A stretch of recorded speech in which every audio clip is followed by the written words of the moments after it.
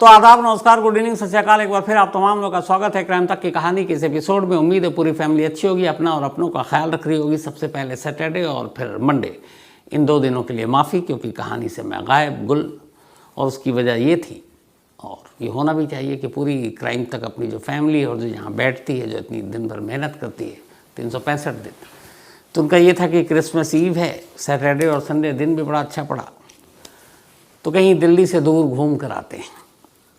तो करीब 20 लोगों की टीम एक साथ निकली और ऋषिकेश की पहाड़ियों, जंगलों और नदियों में पहुंच गई और 2 दिन वहीं थी। कल लौटी टीम पूरी।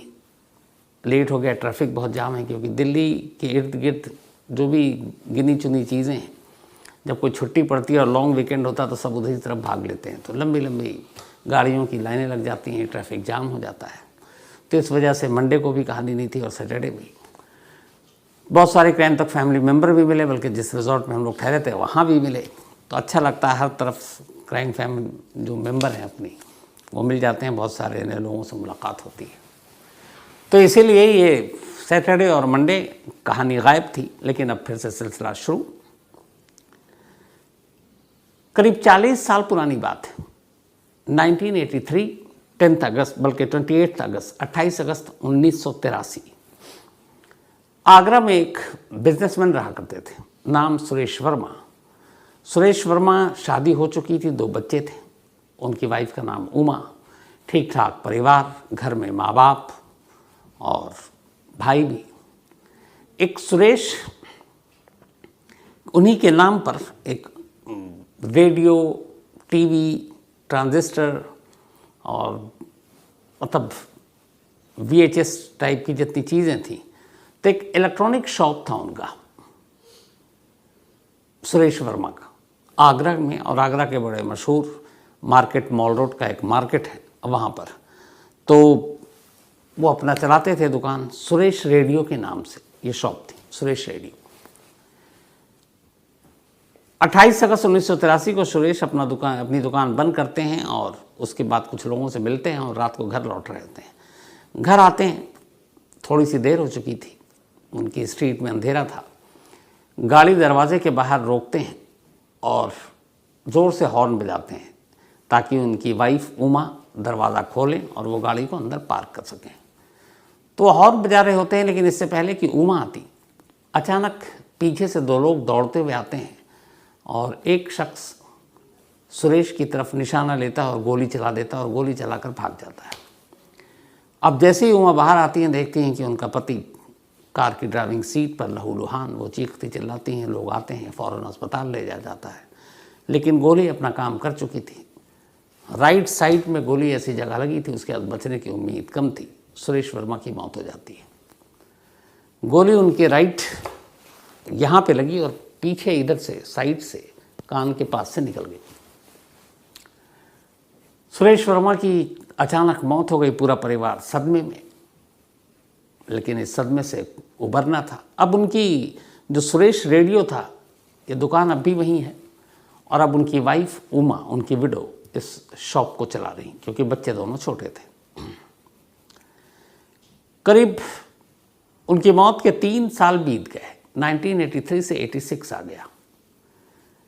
आगरा से लगभग 17 किलोमीटर दूर बाढ़ नाम का एक गांव, उस गांव में एक बच्चा जिसकी उम्र 3 साल थी, उस बच्चे का जो जन्म हुआ था वो हुआ था 10 दिसंबर 1983, 10 दिसंबर 1983, यानी सुरेश वर्मा की मौत के लगभग 4 महीने के बाद। तो 3 साल हो गए सुरेश वर्मा की डेथ को। 3 साल के बाद अब वो बच्चा 2.5 साल से ही लगभग बोलने लगा था, पर माँ बाप कुछ समझते नहीं थे कि क्या बोल रहा है। लेकिन अब वो 3 साल का हो चुका था। उस बच्चे का नाम था तोरन सिंह, पर घर वाले उसे प्यार से टीटू बुलाते थे। उसके और भी 3 भाई थे, माँ बाप, एक गरीब परिवार से। अब 3 साल का तोरन जब 3 साल का हुआ, तो अचानक उसके अंदर एक अजीब सी तब्दीली आई।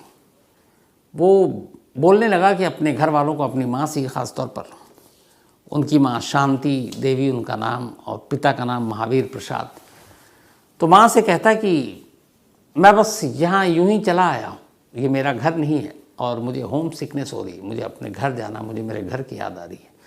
अब एक 3 साल का बच्चा इस तरीके से, और बोलते बोलते अचानक कई बार ऐसा हो कि एक 3 साल का बच्चा ऐसा लगता है कोई आदमी बात कर रहा, कोई मैन बात कर रहा, उस लेवल का बड़ा शख्स कोई जैसे बात करता है, बच्चा नहीं 3 साल का। तो बोलते बोलते उसका लहजा, उसके चेहरे के उतार चढ़ाव, उसके बैठने का तरीका, वो सब कुछ बड़ों जैसा हो जाता और उसकी आवाज़ उस वक्त बदल जाती लगभग। घर वाले पता नहीं, उन्हें लगा कि इसको क्या है, कुछ प्रॉब्लम है, कुछ दिमागी बीमारी है, क्या है। लेकिन वो बार बार अपने घर वालों से ही कहता कि ये मेरा घर नहीं है और मुझे अपने घर की याद आ रही है और मेरा घर आगरा में है। पहले उन्हें लगा बच्चा है, कुछ चीज़ें दिमाग में चल रही होगी, उन्होंने इग्नोर करना शुरू किया। लेकिन वो धीरे धीरे बड़ा होता गया, वो यही बात करता रहा। अब घर वालों ने कहा कि ये माजरा क्या है, ये क्यों बार बार बात बोल रहा है। अब जैसे जैसे वो बढ़ रहा, अब 3 से 3.5 4 साल, तो वो धीरे धीरे और बताना शुरू करता है। कहता है कि मेरा नाम तोलन सिंह या टीटू नहीं है, मैं सुरेश वर्मा हूँ और सुरेश रेडियो का जो मेरा शॉप है उसका मालिक हूँ। अब घर वालों ने कहा ये क्या है। फिर उसने कहा कि मैं बच्चा नहीं हूँ, मैं सुरेश वर्मा हूँ और मेरी एक बीवी है जिसका नाम उमा है और मेरे 2 बेटे हैं। अब एक 3, 3.5, 4 साल का बच्चा ये सब बोल रहा है। घर वाले कह रहे हैं इसे क्या हो गया। और आमतौर पर छोटी जगहों पे, गांव देहात में पहले तो यही आता कि इसके ऊपर कोई झाड़ फूक वाला मामला हो गया। लेकिन वो बोलता गया और अब अपने पिता माँ को यही सुनाता। यहाँ तक कि उसकी माँ कई बार अगर फटी हुई साड़ी पहनता तो वो चीखता चिल्लाता, बोलता कि आपने फटी हुई साड़ी क्यों पहन रखी, आप नई साड़ी लेकर आओ। माँ को भी कुछ समझ में नहीं आता कि ऐसा क्यों कह रहा। लेकिन अब वो धीरे धीरे बोलने और बताने लगा। और ये बात जो पिछले 2-3 ढाई साल से उसने शुरू किया था बोलना, अब धीरे धीरे वो 5 साल का बच्चा हो गया। मतलब ये बात है 1988-89 की। 5 साल का टीटू हो चुका था और अब 5 साल में वो लगातार यही कि ये मेरा घर नहीं है। लेकिन अब तक सिर्फ इतना बोलता था। जब वो 5 साल का हुआ, अब उसने घर वालों को धमकाना शुरू किया। उसने कहा देखो आप लोग मेरे माँ बाप नहीं हो, मेरे बाप कोई और है, मेरी माँ और वो कहीं और रहते हैं, आगरा में हैं। आगरा में मेरी एक दुकान है, मेरी बीवी हैं, 2 बेटे हैं, मेरे माता पिता हैं असली वाले, आप लोग नहीं हो और मुझे घर जाना है। अब 5वें साल में उसके अंदर एक नई तब्दीली आई जब उसने जोर देने लगा कि मुझे मेरे घर जाना और अगर आप लोगों ने नहीं भेजा तो मैं अपना सामान पैक करके और भाग लूँगा इस घर से। एक रोज़ सच में उसने अपना बैग पैक कर लिया, जो भी उसके कपड़े थे, बिल्कुल जैसे बड़े लोग करते हैं।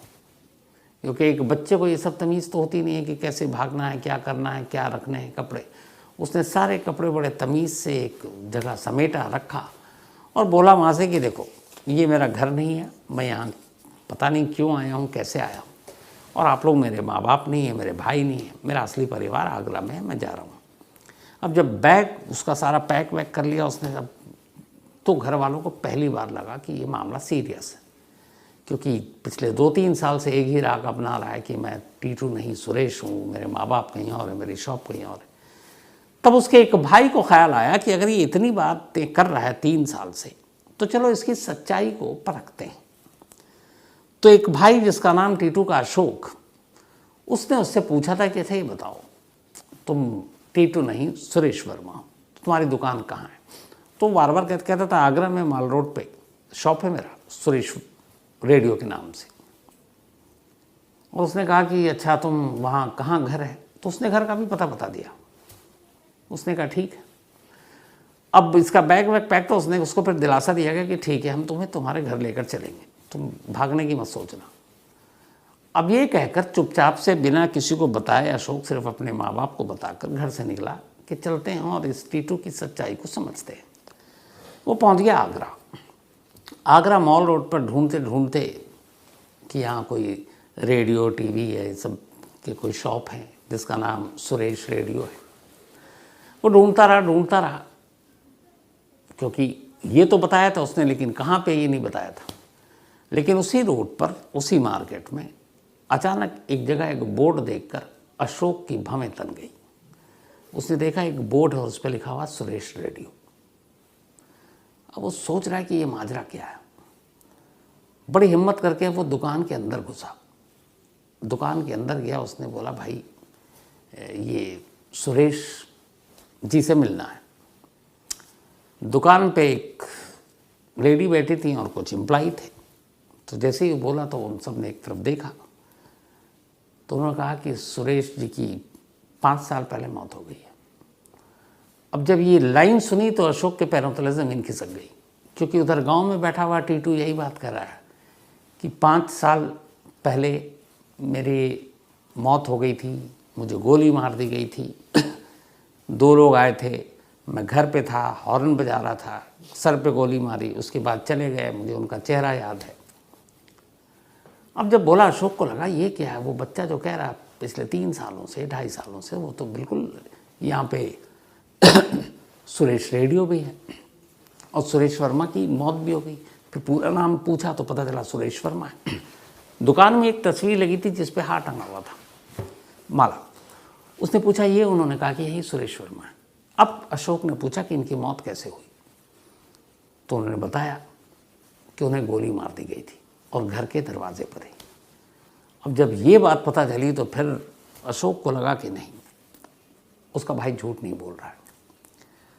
फिर उन्होंने पूछा कि अच्छा सुरेश नहीं, उनकी वाइफ? तो उस लेडी ने कहा कि जी मैं ही हूँ। तो उसने पूछा आपका नाम क्या है? उसने कहा उमा। अब जैसे ही ये सुना उसको लगा कि ये क्या हो रहा मेरे साथ। सुरेश रेडियो भी वही है, सुरेश की मौत गोली लगने से हुई, 5 साल पहले हुई, और उसने कहा था मेरी वाइफ है, उसका नाम उमा है। अब उसने अगला सवाल पूछा कि आपके बच्चे कितने हैं? उसने कहा 2 बेटे हैं और दोनों के ये नाम। अब इतना सब पूछने के बाद वो खुद समझ में नहीं आ रहा अशोक को क्या करे। तब तक उधर से सवाल आया कि एक बात बताइए भाई साहब, ये आप इतनी इंक्वायरी क्यों कर रहे हो? आप कौन हो, क्या हो, हमारा घर, पता, पति, मौत, इन सब से आपका क्या लेना देना? तब अशोक ने बताया कि अब आपके चौंकने की बारी। बोला मैं एक 17 किलोमीटर दूर एक गांव है जिसका नाम है बाढ़, वहाँ से आया हूँ। मेरा नाम अशोक है और मेरा एक छोटा भाई है, उसकी उम्र 5 साल है, नाम तोरा सिंह उर्फ टीटू है। 28 दिसंबर बल्कि 10 दिसंबर 1983 को उसका जन्म हुआ था, अभी 5 साल का हो चुका है। और वो पिछले 2.5-3 साल से यही कह रहा है कि मैं इस घर का नहीं हूँ, मेरा घर आगरा में है और मेरा नाम टीटू नहीं, मेरा नाम सुरेश वर्मा है। मेरी एक पत्नी है जिसका नाम उमा है, मेरे 2 बच्चे हैं, मेरा सुरेश रेडियो नाम का दुकान है, मेरे माँ बाप हैं और मेरी गोली मारकर कत्ल किया गया था। अब जब ये हुआ तो पहले तो उन लोगों ने कहा ये क्या बचपना है। ये भी हो सकता है कि बहुत सारे लोगों को गोली लगी थी, उस वक्त न्यूज़पेपर में भी खबरें आई होंगी, तो कई लोगों को जानकारी होगी, तो ऐसी इन्फॉर्मेशन पास भी की जा सकती है। बट उसने कहा कि नहीं, वो 2.5 साल से, उसने अशोक ने बताया। फिर उन्हें लगा कि इस बंदे का कोई मसलहत या मकसद, लालच तो दिख नहीं रहा, लेकिन बातें सही बता रहा। अब इत्तेफाक से सुरेश वर्मा के माँ बाप आ गए, बुजुर्ग, उन्हें बताया उमा ने कि ये ऐसे ऐसे बता रहे हैं कि एक वो है, वो सब कह रहा कि मैं सुरेश वर्मा हूँ। अब माँ बाप, बच्चा, उनके लिए जो एक जवान मौत हुई उसकी, उनके सुनते ही उन्होंने कहा ये क्या, ये करिश्मा हो सकता है, ऊपर वाले का चमत्कार हो सकता है, ऊपर वाला इतना पत्थर दिल नहीं हो सकता कि हमारे बेटे को यूँ ले जाए, हो सकता ऊपर वाले ने लौटाया हो और उसका पुनर्जन्म हुआ है। अब जब ये सारी चीज़ें हुई तो अब अशोक ने तो आगे कहानी सुना दी, लेकिन इधर सुरेश वर्मा के परिवार को अब वो सबूत देखना था कि वाकई ऐसा है या फिर कोई और कहानी है, सच है या झूठ है। तो अशोक ने कहा एक काम करते हैं, आप लोग मेरे साथ कल मेरे गांव चले और हम बताएंगे नहीं कि कौन आ रहा है। मैं उन्हें, घर वालों को, ख़ास तौर पर टीटू को ये पता नहीं कि मैं कहाँ गया हूँ। तो हम घर चलते हैं और घर जाने के बाद देखते हैं कि आप में से कितने को पहचानता है, और अगर नहीं पहचानता है तो आप कुछ सवाल जवाब कीजिए, उसके बाद देखते हैं क्या होता है।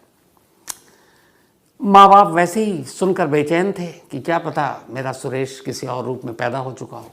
पत्नी को अलग जिज्ञासा थी, उन्होंने कहा हाँ हमें चलना चाहिए। अगले दिन सुरेश वर्मा की पत्नी उमा, इसके बाद तीनों भाई, माँ बाप और अशोक, उन सबको लेकर वो वहाँ पहुँचे। अब इत्तेफाक से जब वो पहुँचे तो घर के अंदर जो टीटू था वो खाना वाना खाकर हाथ धो रहा था, पीठ पीछे हो। ये लोग घर के अंदर दाखिल हुए। एक ने कहा अभी कि टीटू देखो कौन है।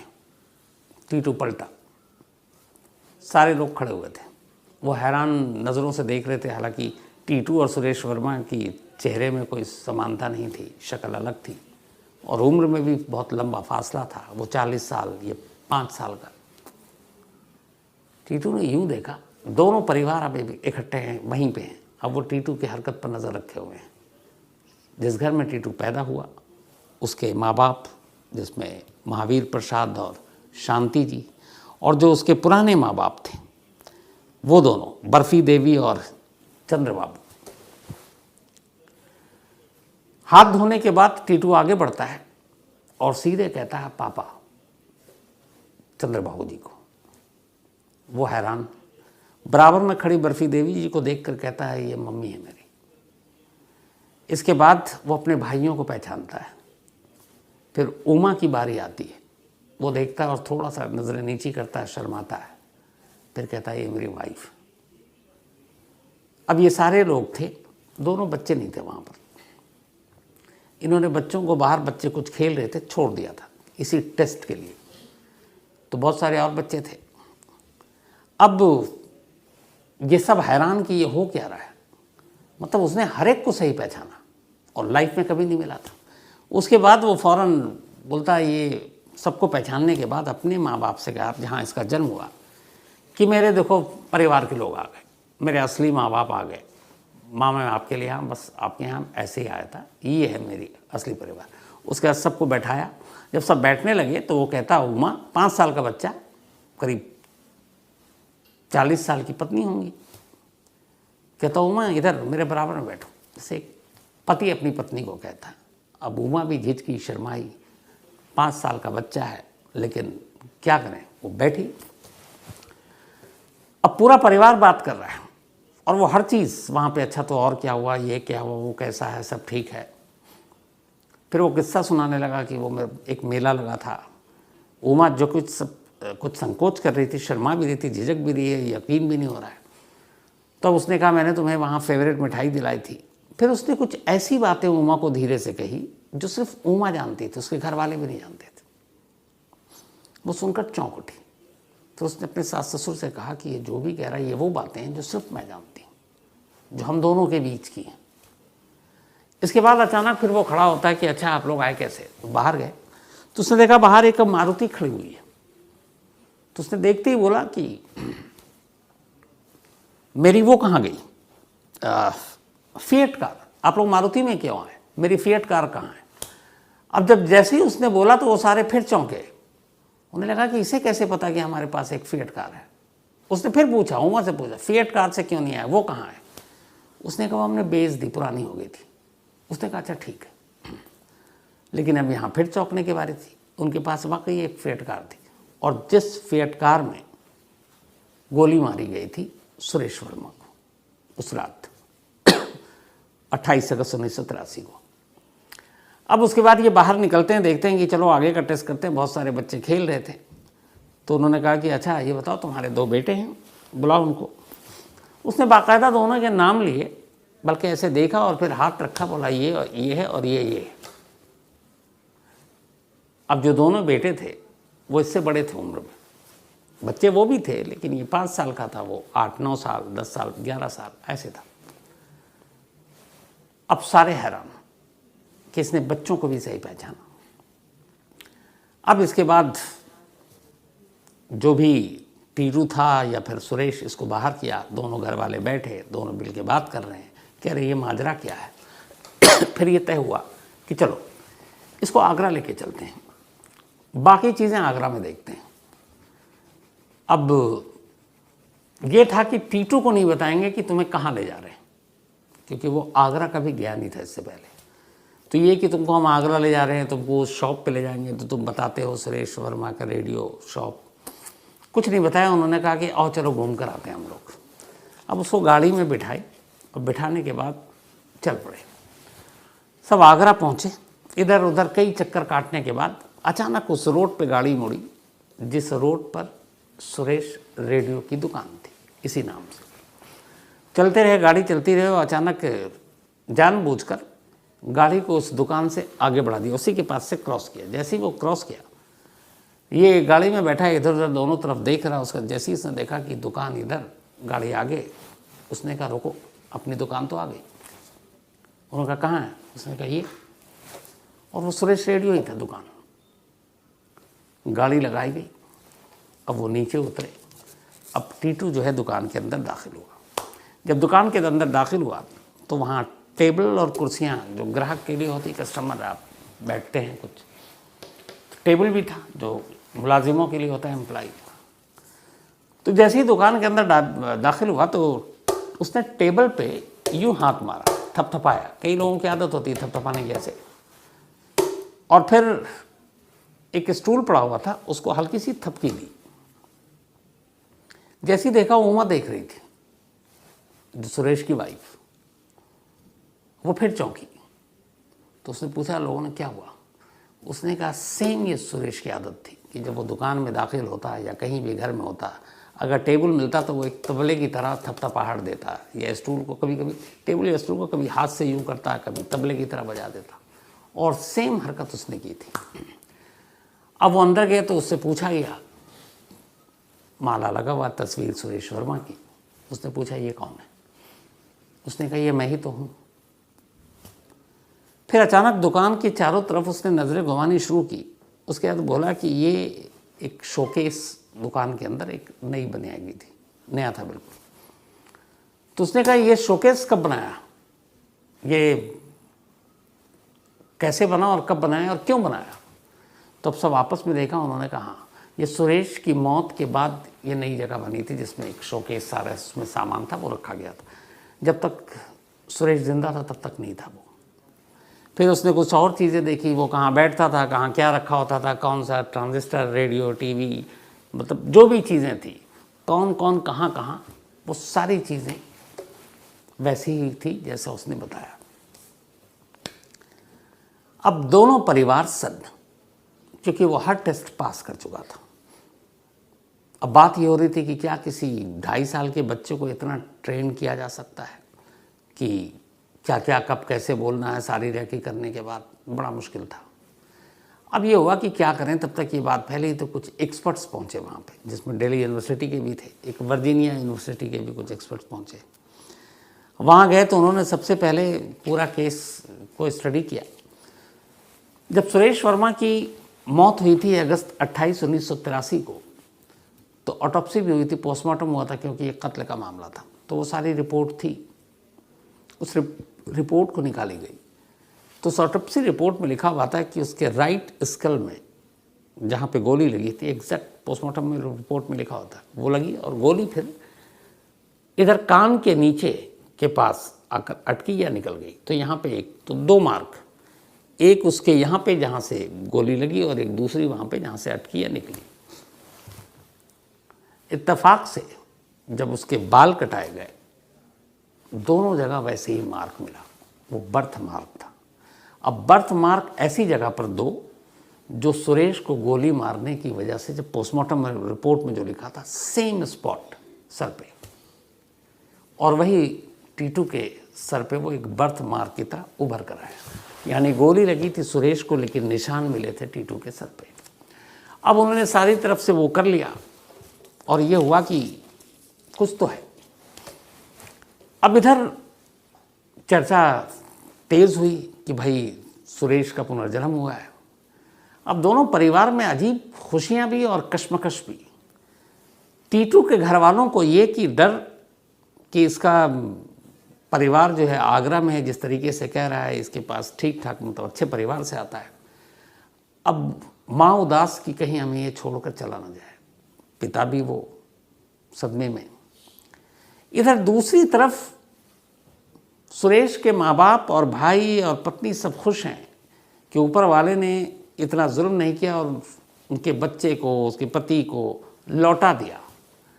लेकिन अब यहाँ इशू ये है कि 40-45 साल की उम्र और 5 साल का बच्चा जो उसके शौहर या पति होने का जिसने दावा किया, तो पति लौट तो आया लेकिन पति की शक्ल में नहीं, बच्चे की शक्ल में, लेकिन रिश्ता वो बता रही है मेरी पत्नी है।